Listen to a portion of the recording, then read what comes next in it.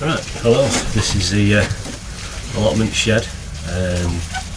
So I'll bring the camera and give you a little look around the allotment. I'll just show you a bit. It's very windy outside, so you probably hear nothing I say and a load of wind. Just decided to come because the sun's come out. It's been absolutely pouring it down for a few days now, so everything's a bit wet and a bit windswept. I need to prop some things up. The propane toppled over a bit. So I'll do that in a bit. So first, if you get any questions, I don't mind answering as and when I can. Just put them in the comments below or private message me or something. Right, let's just start. What are you using this shed? Right, regarding weed killers, how I first started this plot, instead of people got to covering stuff up and waiting over winter and everything, deep turfing it, because it's just all the old seeds underneath that come up. So I decided to come here, and it was just basically an open bit of field. This plot that I've got anyway, and I decided to mark it out. I made some plans, do a lot of plans at home, because if you work to a plan, it should be kind of right. That's the theory anyway. It doesn't always go to plan. My plot wasn't perfectly square, so I like things nice and square. So I marked it out and I mowed, bought a push mower, which I don't use now because there's no grass on my paths. I mean, once it's all level and everything, I'll put some seed down. Or I'll bark in one or the other, I don't know. I mowed my paths, all my beds were marked out ready. So I've got some weed killer. Now, Roundup's good, but it's very expensive. So, you know, I've heard of a few people using this stuff, so I've got it here, what I use. It's cheap. It's called, you can see that properly, Rosate 36. It's agricultural use, so it's pretty good stuff. Same as Roundup, it's neutralising soil contact, so you can dig it over and plant it in weeks, which is not a good idea to do, I don't think.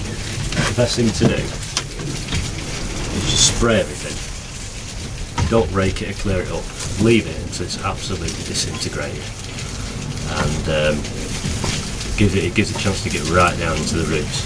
And especially if you've got that couch grass or couch grass, whatever you want to call it, and things like dandelions and docks. I mean, they last a long time, full of docks, digging the roots out for weeks.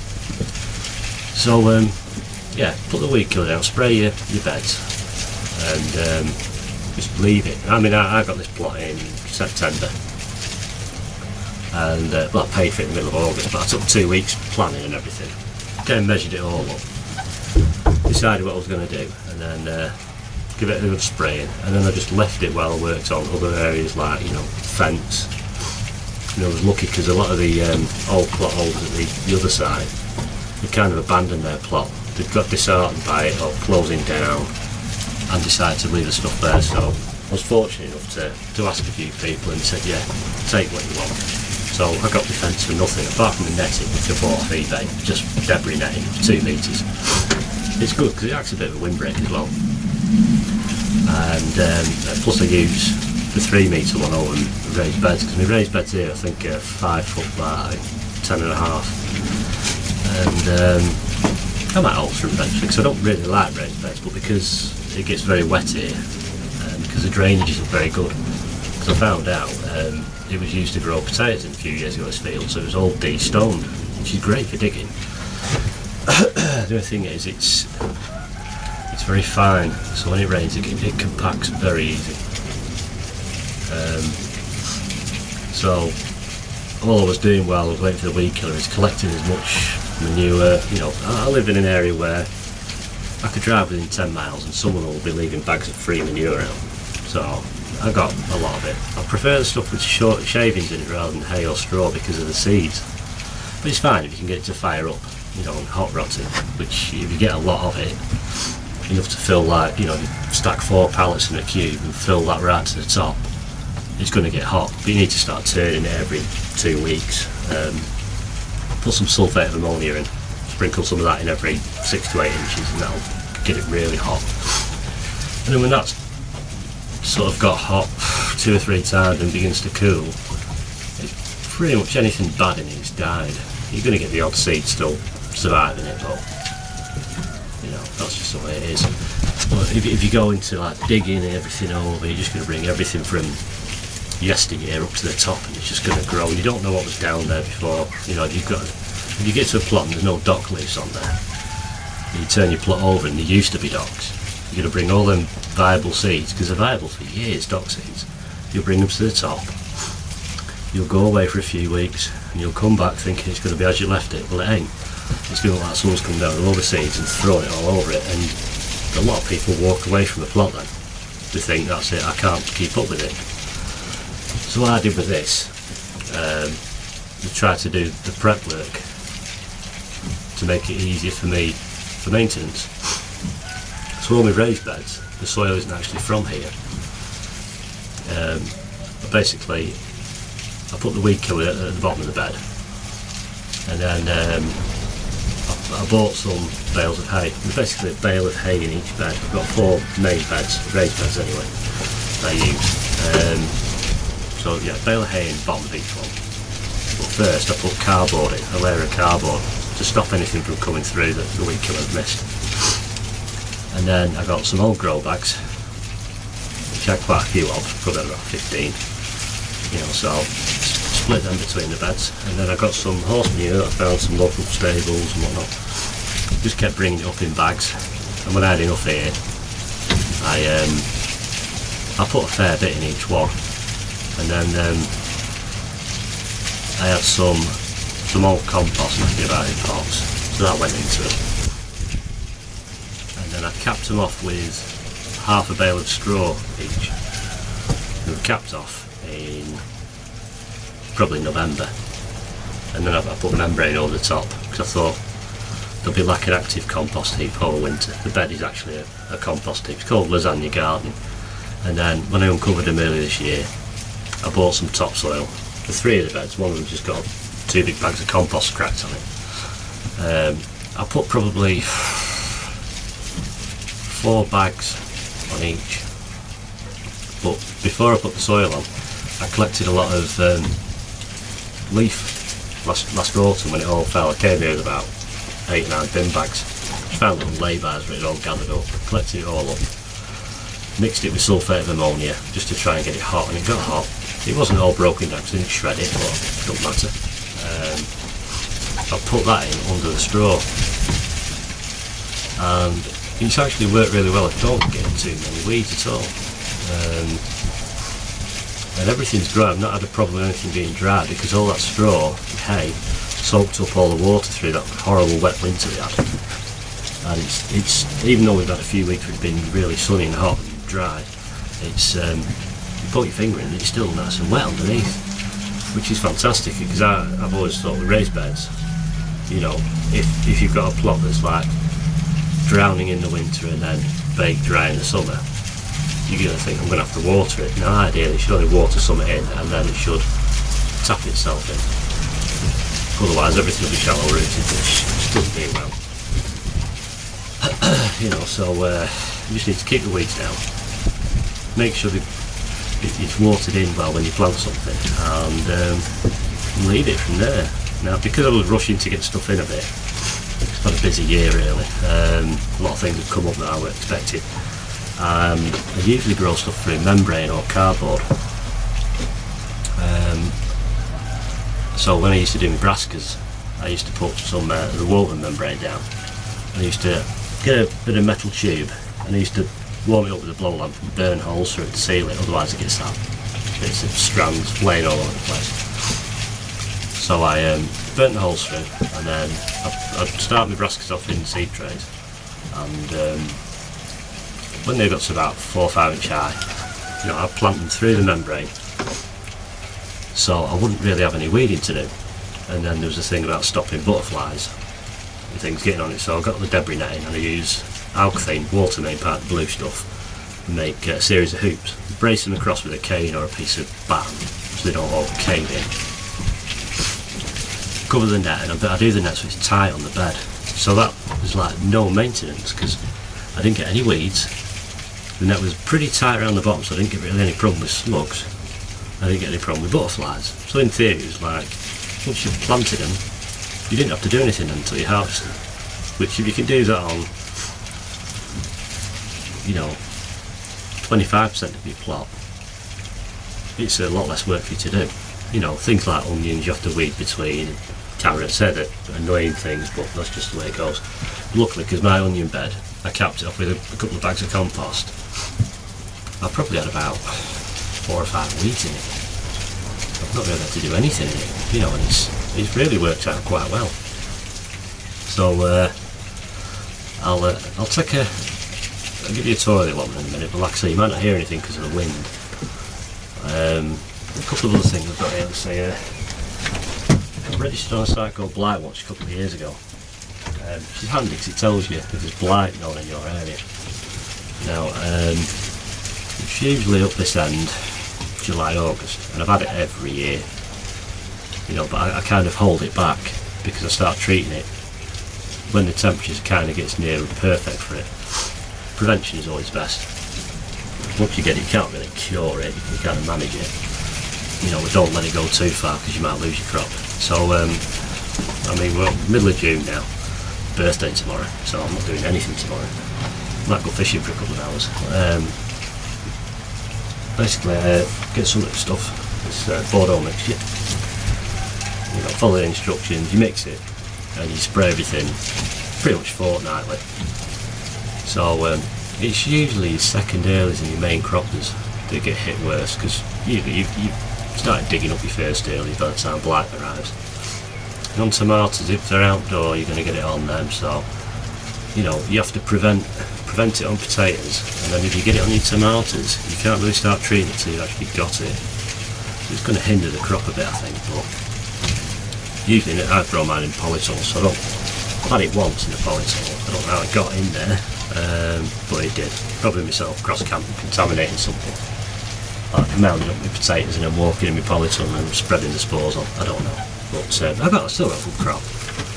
But my potatoes, once I got it on them, you know, once it had gone like to 20-25% of the top was infected, I lopped them off at the ground level.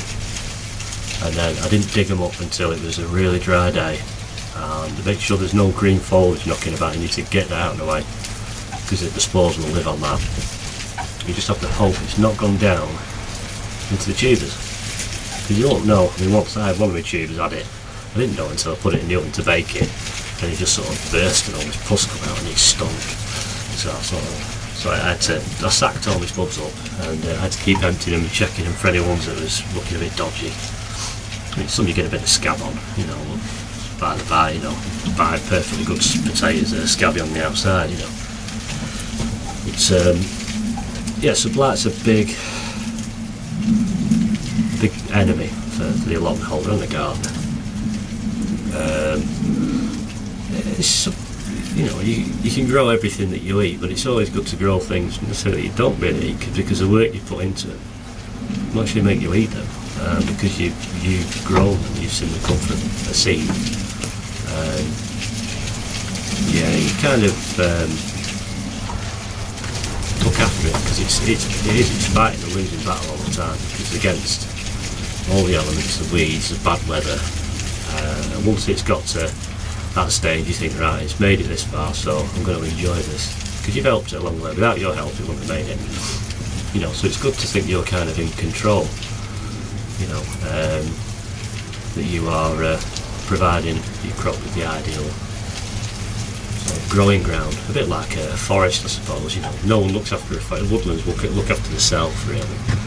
That's why they're not full of weeds, because the leaves fall, everything's mulched, it rots and it fertilises and fresh growth. So this is where we need to think more like that, you know, where you disturb the ground, keep disturbing it every year. But in fact, you've got to dig potatoes all the time, it doesn't matter, you just have to do a bit more weeding. But if you just crop and then top up your beds each year with fresh, don't dig it too much. You shouldn't have too much problem with weeds. You're not disturbing the soil layering, you know, the body of the soil. you know, because you've got all these microorganisms in there. Apparently they're supposed to be doing everything for you. You know, crop rotation is good, but I don't 100% swear by it. I try to, but sometimes it just doesn't work. You know, I mean, I have a big bed of potatoes here. I mean, it's 27 foot by 13 foot. I can't really go and rotate that into a 5 foot by 10 foot bed. So I'll probably grow spuds there for 2 or 3 years and then not do it, miss it out for a year. Now I put a lot of horse manure in my potato bed. I've probably bought at least 3 cubic yards or cubic meters of horse manure. Obviously it shrunk down, so it brought it down, but that went in because it got so wet here that I had to build the ground up, because the soil's like talc, it's that fine, and when it's really hot it's near enough white. So I dug that in with a fork, and then I used the rotavator to break it up, you know, because it hadn't rotted enough to sort of go to nothing, if you know what I mean. There's still some sort of shape to the shavings, but they've rotted. They've gone through the hot rot process. It's full of worms and everything. So when I put the stuff on, I left it for a couple of weeks when I dug it in, and then I rotavated it, and the week after I planted these spuds. Instead of digging a big trench, just because I thought I'd dug it, I was just planting holes, and it's worked okay. I've kind of no room to mound up anymore now. I mean, I've mounded them 3 times, but I need to dig my first ears up so I can get my Brussels sprouts in. Now I've got it at home. I'm doing another video there. So I've also got some food for my blueberries today, because the pH of the soil's not ideal. So I've got this sulphate iron, and also yellow sulphur. Now, when I first grew the blueberries, I bought some of that Eurasia's compost, and I dug a hole out, and I filled the hole with that stuff. There's a lot of people get them and they say they don't do well, and it's the soil. You know, they do prefer acidic soil, as do raspberries. So grass clippings have some sort of acidic to it. You know, I've heard a thing about watering with vinegar, you know, diluted vinegar, rusty nails, things like that. You know, probably works, but a lot of things are done over a lot of years. You can't alter the soil overnight. It takes years to alter it. But if you're surrounded by a limey, alkaline soil, you're going to have to force it to be acid where you need it, because it's just going to keep washing out and being alkaline. You know, where, you know, and I've heard that if your blueberries have not got good soil, they just won't do well. Now, mine are 3 years old. I've not had anything off them because the birds tend to get to them. So not this year, but next year. So I'm going to give them a good pruning this year. I just wanted to get them here, being transplanted from the old plot to here, to make sure they survive first. I'll save them the strawberries, and the strawberries have come on great. You know, I mean, I've had these strawberries 4 years, and they all came from 6 plants I bought in the beginning. Don't know what variety they are. I bought 2 varieties. I had one called Cambridge Favourites. Now I got rid of them because they're a bit small. These ones, they get near the size of golf balls, and they're blood red, and they're really sweet. So I'm going to be running some off this year, because these must be getting, you know, old now. So probably another 2 years out of these ones. You should coincide with, because you don't let new strawberry plants fruit first year. I found it gives you a better crown if you don't let it fruit till the 2nd year. So keep picking the runners off, keep the flowers off, keep them in pots for the first year, you know, in a polytunnel earlier in the year to get good growth on them. You know, go for more foliage. The bigger the plant, the better. And the crowns on some of these are near enough 5-inch square. You know, it's a big crown. You know, they're quite tall, and I planted them a foot apart in a big row, so it'll be easy when I run off, because I can just set a runner off into a half-buried pot. Once it's tapped in, snip it off. So, right, I think that's about it, really. Well, it's a bit of a thing about pollinating things. Now, everyone knows that there's a shortage of bees. Something's gone wrong with the weather, climate, it's knackering the bees up and everything. And some things, like you're growing polytunnels or greenhouses, need pollinated. Now people go out and pick them with toothpicks or tap the plants. which works okay, but I use something that younger viewers won't be able to get hold of. Now, all I can say is that they're not very dear. You don't own with all the lights and everything, but the shop called Ann Summers sells them. Cheapest you can buy, as long as it makes a good buzz.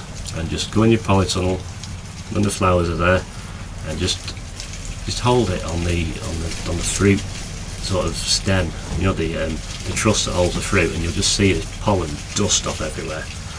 And I've used it for years, you know. Obviously it's not one that's been used properly, it's just been used for the pollination purpose,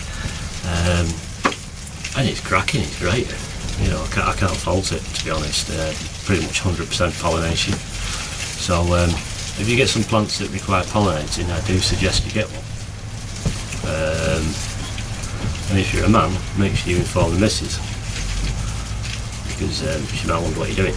So a few people who know what I use have laughed, you know, but take a word for it, it works. So right, I'll stop the video now because I'll have a cigarette and a drink, and then I'm going to walk around the plot, but I might not be out there saying too much, or you might not hear me because of the wind. Okay, right, I'll see you soon. Right, don't know if you can hear me or not. I'm going to try and keep the wind to the back of me, because I think the microphone's on the front. I'm no good with cameras, to be honest. That's why I've not done videos on YouTube about gardening before. So we'll do a quick tour. You can see here, there's a big row here, that's 20 foot long. Those are the strawberry plants I was on about. Absolutely stuffed with flowers. These are, I've never known strawberries like them. I used to grow them with my dad when I was a kid, and these just give so much. I mean, absolutely bucketfuls on a weekly basis for about 5-6 weeks. I bought some other ones that are first years, called Maxima, I think they're called. Supposed to give humongous ones, and I'm not going to let them fruit this year. Down there, it's a 16 foot row. A couple of runners on them. Pull off after flowers, there's the odd flower. One there. I am not going to let them fruit or run this year. Now this jungle here is my potato bed. Now only I really know where stuff is, because it's mixed up a bit. So basically, the front half in front of me here, out of these first 3 rows, well, pretty much all 3 of these rows, bar the last one,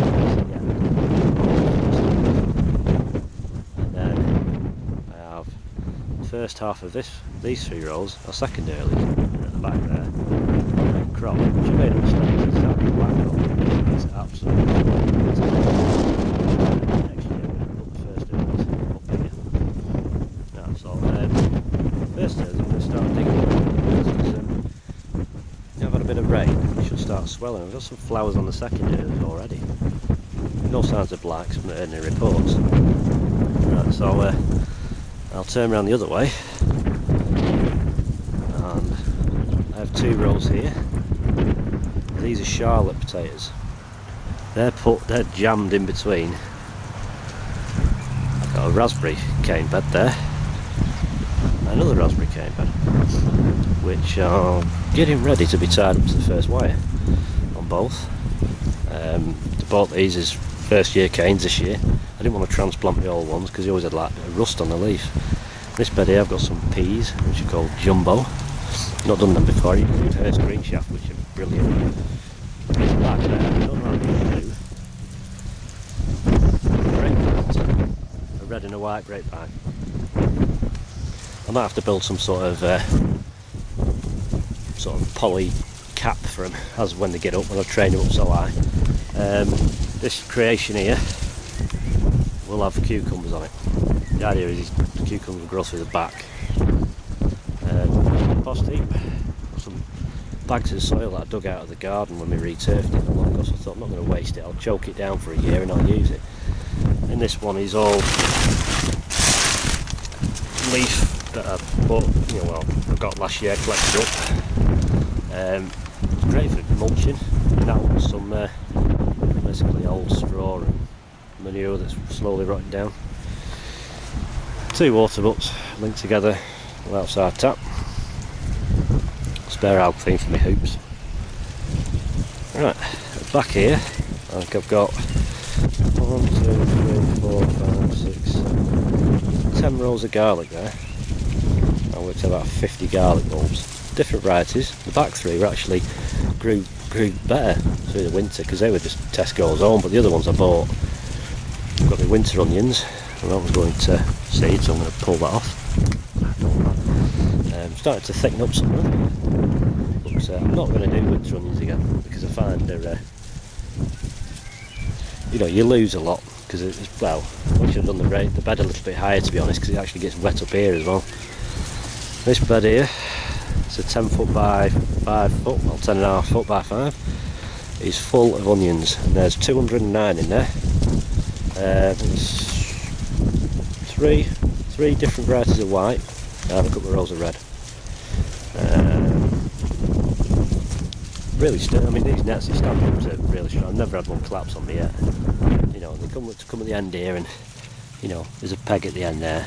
Oh, it's not loose because I looked under it before, but I can peg that back down in a minute. I'll just peg it through one of them. But it's really sturdy. I always put one end. I'll put a post. Don't need it both ends, just one end, and that helps sturdy. I mean, it's really sturdy. I mean, you could put polythene over these if you make sure there's no sharp edges, and grow winter stuff. In here I've got cabbages or brassicas, and in between I thought I've got to add some endive lace. In between each one, I thought I'd just fill the gap. I don't know how well they do, but see how it goes. Some broccoli at the back here. That was a little area I spread some mixed salad leaves. It was more like mixed weeds than anything. Some mammoth onions, not very big. I just needed somewhere to get rid of some, so I dumped them here. This bed, some beetroot. Well, 4 rows of carrots. Don't know what happened there. Didn't germinate very well, that one. So I might thicken them up or just leave it for this year. And then I've got sweet corn. Now I've seen it on the website. They said in between your sweet corn, plant your courgette. It'll keep the roots of the sweet corn cool and acts a bit like a mulch. The other thing is this courgettes are growing faster than sweet corn, so I'll just see what happens. More peas, 2 rows of earth green here. Down this little gap here, some lettuce. You can see that. Look at it from the other angle as well.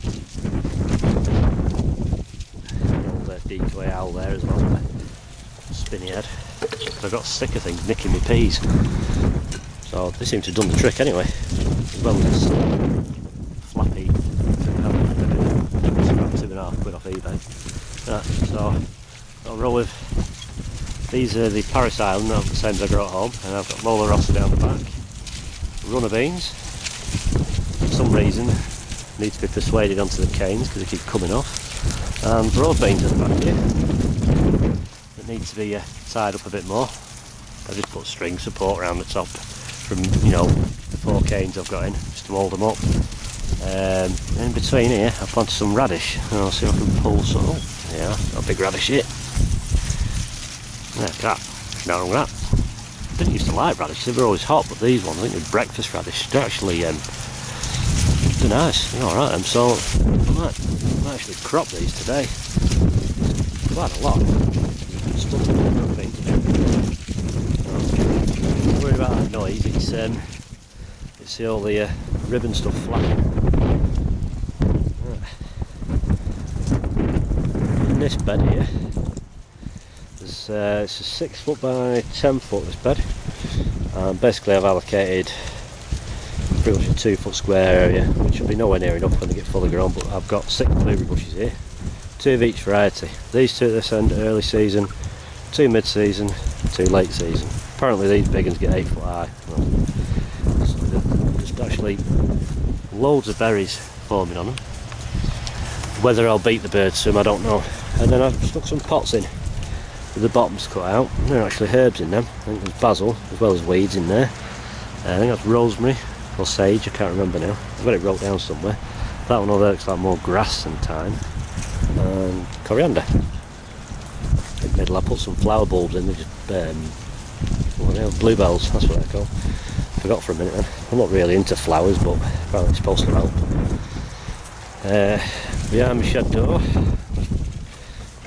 I bought clematis, or clematis, whatever you want to call it. Montana, I think it is. Brought parsley at the bottom as well. I'm going to basically train this up and down the shed and along the fence. It's flowers on it, that's to try and attract bees. Not that I'm growing any tomatoes here. So that's pretty much. I'll just have I'll give a quiet walk around the plot because you know where everything is and what stuff looks like. And I'll give you another talk in the shed after.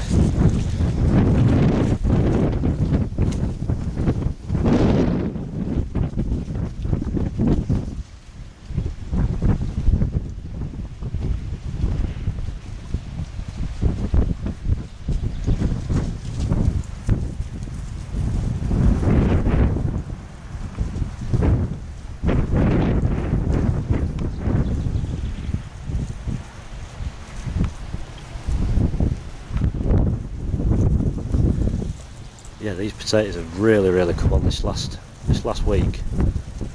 Because there's no way I get in between them now. I'd end up trampling on them. Like I say, they're going to come up the first day this season. Need the space. I planted my second and my main croppers a bit further apart. As you can see, there's more a gap for mounding. So I might end up using them bags of soil to help me mound. These Charlottes are mounded up with grass clippings. They didn't have any spare soil. I'll see how they go anyway. It's a bit of a rush job, only getting this plot September and trying to do all the work. I mean, my brother-in-law helped us out with quite a lot of the big manual digging. I mean, I've still got a bale of straw I didn't use. I mean, each bed, you know, it sounds a lot to fill it, but you know, you basically got cardboard, a bale of hay, some old grow bags.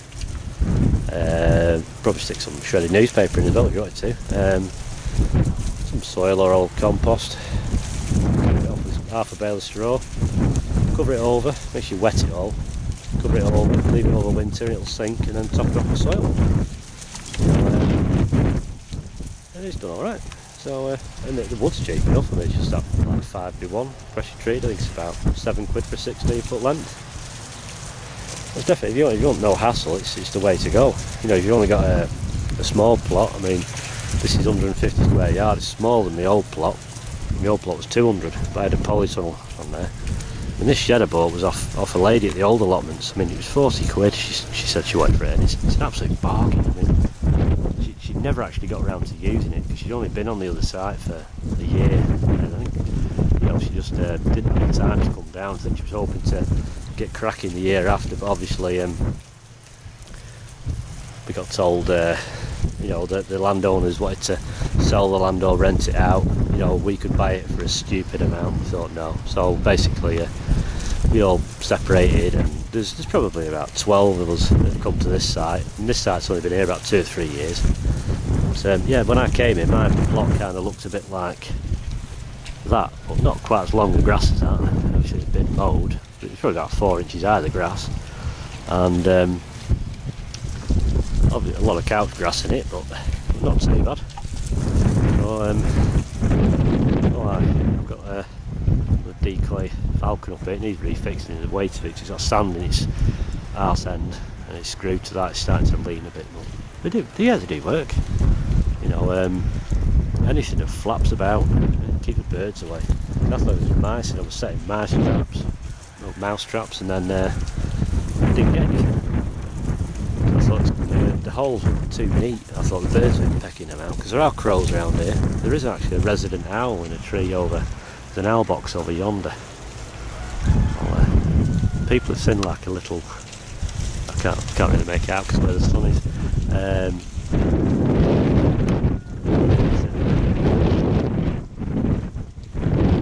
People have seen an owl on here quite a bit, so I'm presuming it's nesting in there. Alright, well that's my plot, and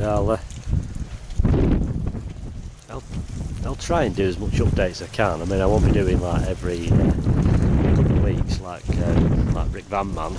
You know, it's great to watch. You know, I just haven't got the time. You know, a bit of a gamble taking this one. I had to think whether to take it on because. I'll talk about it in a minute, the shed out the wind. speak to you in a bit. Right, back in the land of shed out the wind. I'm not going to do any weeding today. Might pull a few, but it's always better to try and do it on a dry day when the sun's baked the top of the soil. If you leave it on the top of the soil, it'll just dry out and die. When it's wet, put it on the top of the soil, the roots just tap back in the ground again, and within a week it's stood up again. So you're wasting your time. Your best stuff. If you can't pull it out, don't bother doing it on wet ground. If anything, you could probably nip the top off, but it'll just come straight back.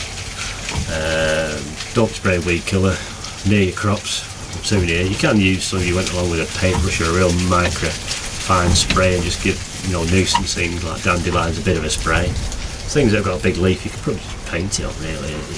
It'll just kill it. I mean, it won't harm the other plants providing they're not touching it. Like I say, on soil contact, it's neutralised. So easy enough. Actually, talk while I roll a cigarette. I have this healthy lifestyle. I grow all my veg and I smoke and I drink energy drinks all the time. Not very good, but this kind of forces me to eat me 5 a day. I grow spuds for chips, nothing else really. I'm doing my Jersey Royals with me international kidneys are called. So I'm starting to like the older baby potatoes with butter on. They're quite, as the missus would say, they're quite fit.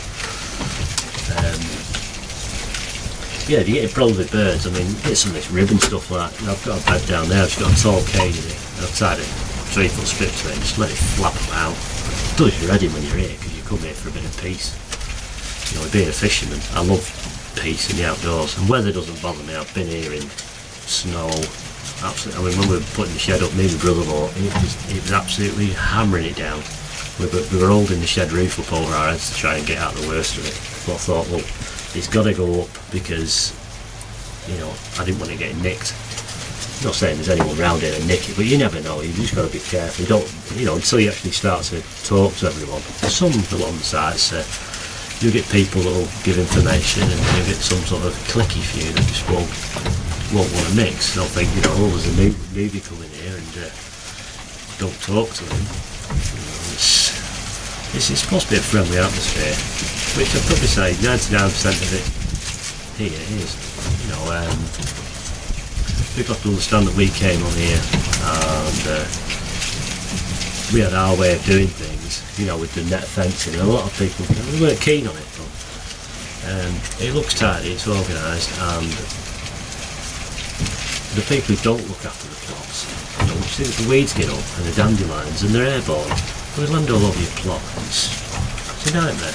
But this netting, if you've got it set about 3.5 foot high, any sort of low blown seeds, you get stuck in the netting. Less seeds on your beds. Actually, it's a low level windbreak. Actually, it probably cuts 30% of the wind out, which for things like sprouts and everything is great, because it won't topple over. So, I forgot what I was going to tell you now. It's completely gone. It'll come to me in a minute. Let's think of something else. Oh yeah, work. Anyone watching you thinking of taking an allotment on? Don't. No. It's flipping hard work. It really is. Don't think you're going to come and get your rake out, scuff a bit of soil up and stick some plants in it and come back in like 10 weeks and it's going to look like that. Because whatever you planted will be dead and overtaken by grass and weeds. That's just the way it goes. Or snails and slugs. Whatever you're not fighting on the ground, you're fighting from the sky. It's catch-22 really. There are a lot of failures, and but there are some successes, and a lot of the time it outweighs the failures.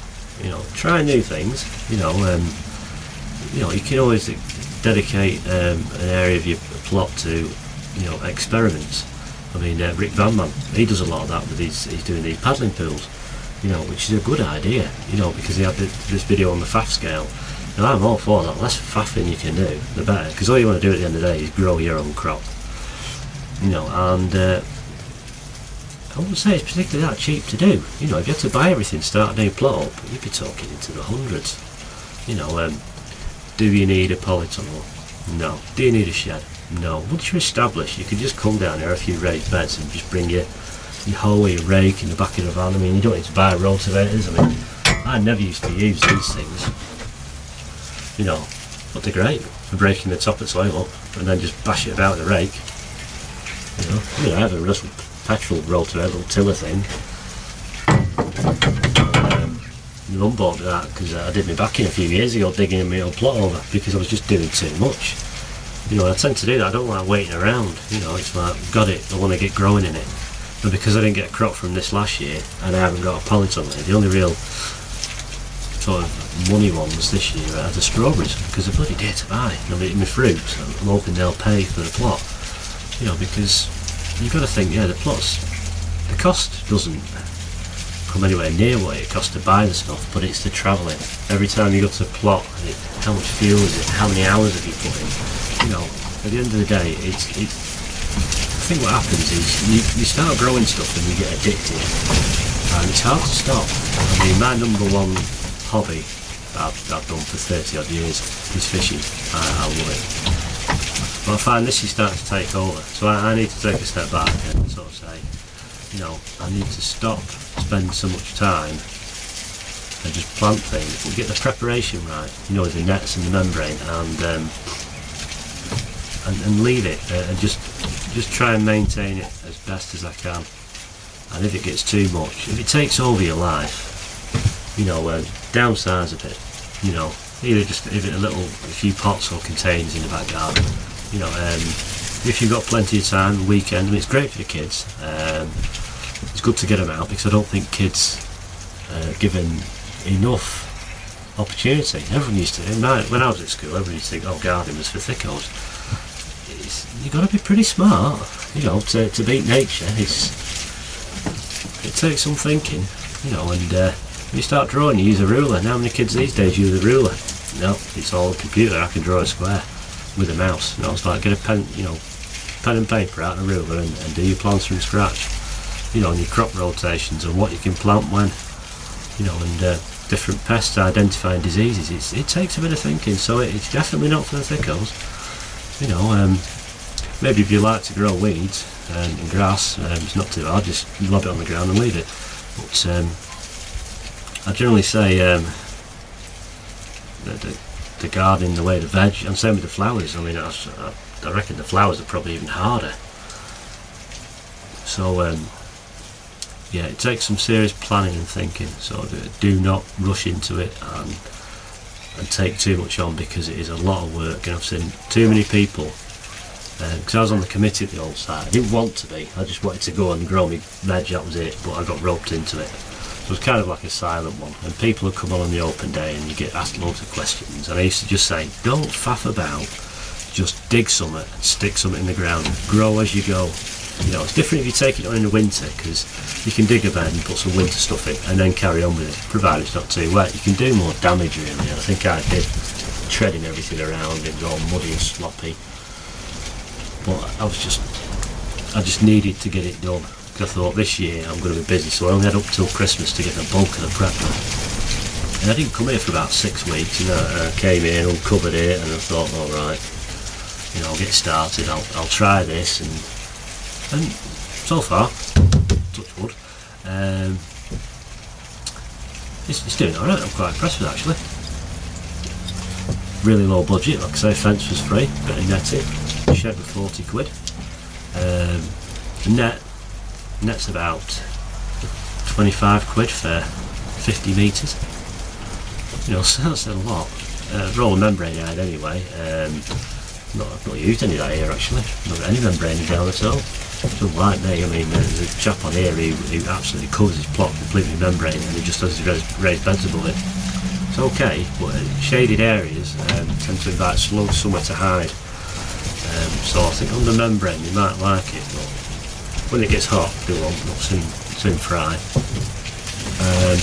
You keep your plots tidy. I've got some wood piled up here, so I need to start clearing now.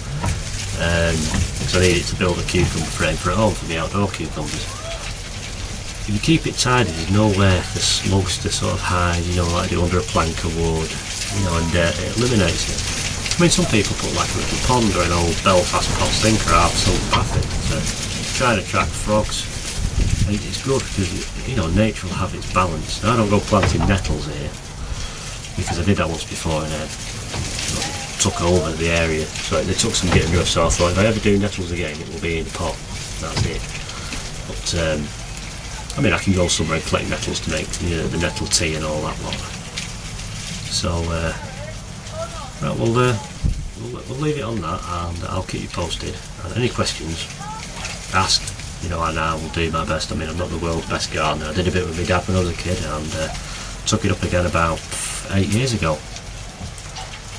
Took it up more seriously and everything, and just mainly in the garden, feeding the tortoise, you know, and I thought, well, I'd grow some for me and for my family and friends, you know, and then you got to a point where, you know, if you can get all the family involved, you've cracked it. You know, if you can have like a family allotment, you know, that it doesn't involve you all being there all the time, but if you're unwell, if someone else can go and take care of the weeds, because if you can't get there for a week, or if you go on holiday for a fortnight and you come back, you've got a day's work to do, definitely.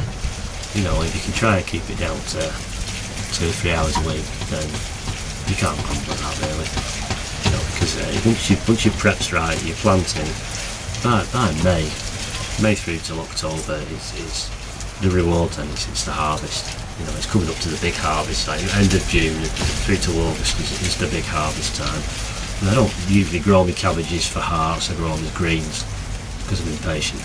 But some I will believe, like my Savoys. I've got some Savoy cabbage in. I'll leave that. Broad beans, I grow them for my father-in-law. Don't particularly like them. That's why I've not done a lot. But I'll mix them with stuff and I'll eat some. Trust me, I've planted them and I've looked after them. So right, we'll leave it at that one. Yeah, any questions, please ask. And yeah, same again, I'd like to thank Rick Clark for his Rick Van Man channel, and Sean for on the Horticultural channel for the allotment garden, and the allotment diary with Dan. You know, there's so much on YouTube that, you know, years ago you had to go to the library and get a book out, but you can Google everything now, and there's different ways. Obviously, you know, you can look at an American way of growing something that might be different from the UK, but it's good to see. There are a few younger ones on YouTube now who are doing a bit, and it's nice to see younger ones getting involved, you know, and rather than sitting behind the games console all day long, to get out, you know, you're going to get 4 seasons a year, so you might as well see as much of it as you can, even though the seasons in this country are a bit up the kibosh at the moment, but persevere and just see what happens. Don't expect miracles, because it doesn't always go the way you plan it. But, every little you get is a bonus. So on that note, take care, and we'll see you again.